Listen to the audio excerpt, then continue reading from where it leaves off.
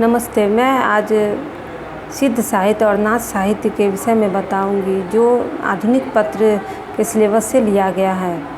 बौद्ध धर्म पहली सदी में विभाजित होकर दो शाखाओं में बट गया, हीनयान और महायान। महायान जिसे मंत्रयान भी कहा गया है, और मंत्रयान पुनः दो शाखाओं में विभाजित हुआ, वज्रयान और सहजयान। इसमें वज्रयानियों को सिद्ध कहा गया और सहजयानियों को नाथ कहा गया। राहुल सांकृत्यायन ने सिद्धों की संख्या 84 बताई है। सिद्ध अपने नाम के अंत में पा जोड़ते हैं, जैसे सरहप्पा, लुइपा, डोम्बिपा, सवरपा आदि। सिद्ध कवियों ने पंचमकार को आधार बनाया। इस पंचमकार के माध्यम से महासुखवाद का जन्म होता है। सिद्धों ने पंचमकार का अर्थ मध्य, मांस, मैथुन, मुद्रा और मत्स्य को माना है। उनके अनुसार इनका त्याग करने पर ही महासुखवाद की प्राप्ति होती है। सरहप्पा प्रमुख सिद्ध कवि माने जाते हैं, जिनके कई नाम हैं। सरहपाद, सरोज व्रज, राहुल भद्र। ये नालंदा विश्वविद्यालय के छात्र भी थे और बाद में शिक्षक भी हुए। इन्होंने 769 ईस्वी में दोहा कोश नामक ग्रंथ की रचना की।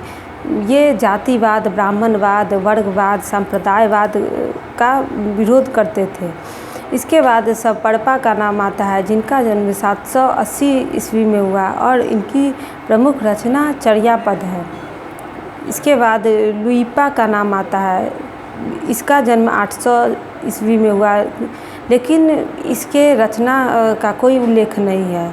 इसके बाद डोम्बिपा नहीं, कन्हप्पा का नाम आता है, जिनका जन्म 820 ईस्वी में हुआ और ये 74 ग्रंथों के रचयिता माने जाते हैं।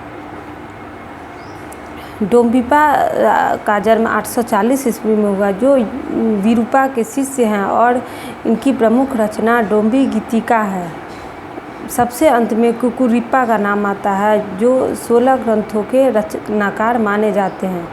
सिद्धों की भाषा संध्या या संध्या मानी जाती है, जिसे अर्धमागधी अपभ्रंश भी कहा गया है। अब मैं नाथ साहित्य के विषय में बताऊंगी। नाथ साहित्य को कनफटा साधु भी कहते हैं। ये अलख निरंजन की बात करते हैं और अंतः साधना पर बल देते हैं। अलख निरंजन का अर्थ है निराकार ब्रह्म। नाथ संप्रदाय के प्रवर्तक मत्स्येंद्र नाथ और गोरखनाथ माने जाते हैं। हिंदी संत काव्य पर इनका पर्याप्त प्रभाव मिलता है। नाथों की संख्या 9 है। गोरखनाथ, मत्स्येंद्र नाथ, जालंधर नाथ, चौरंगी नाथ, कानफी नाथ, मैनावती, गाहिनी नाथ, निवृत्ति नाथ और ज्ञाननाथ। डॉक्टर पीताम्बर दत्त बरथवाल ने गोरखनाथ की रचनाओं का संकलन गोरखवाणी नाम से किया है। गोरखनाथ की रचनाओं में गुरु महिमा, इंद्रिय निग्रह, प्राण साधना, वैराग्य, कुंडलिनी, जागरण एवं शून्य समाधि का वर्णन है। इन्होंने खट चक्रों वाला योग मार्ग अपनाया, हिंदी साहित्य में चलाया। इन्होंने अपने शिष्यों को नारी से दूर रहने का उपदेश दिया। कबीर साहित्य में उपलब्ध नारी विरोध इसी का परिणाम है। नाथ साहित्य का मानना था कि अपने जीवन में नारी का संसर्ग वर्जित है, और इसी का प्रभाव संत काव्य पर देखा गया है। नाथों का मानना है कि मनुष्य के शरीर में 6 चक्र होते हैं, जो नीचे से शुरू होता है। मूलाधार चक्र, स्वाधिष्ठान चक्र, मणिपूरक चक्र, अनाहत चक्र, विशुद्धारव्य चक्र और आज्ञा चक्र। इन्हीं 6 चक्रों को भेद कर मनुष्य सहस्त्रार्थ तक पहुँचता है, अर्थात ब्रह्म की प्राप्ति करता है। अर्थात नाथ साहित्य का मानना था कि कोई भी मनुष्य अगर ब्रह्म की प्राप्ति करना चाहता है तो उन्हें इस 6 चक्रों का भेदन करना पड़ेगा, तभी वह सहस्त्रार्थ अर्थात परम ब्रह्म तक पहुंच सकता है। नाथों की भाषा सुदुक्करी मानी गई है, जिसे पंचमेल खिचड़ी कहा गया है। सुदुक्करी भाषा 5 भाषाओं के मेल से बना है, जिसमें खड़ी बोली, पंजाबी, राजस्थानी, अवधी और ब्रज भाषा सम्मिलित है।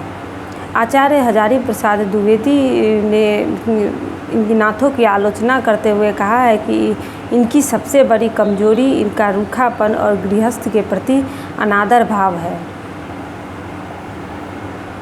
फिर भी आदिकालीन हिंदी साहित्य में सिद्ध साहित्य और नाथ साहित्य का महत्वपूर्ण स्थान है।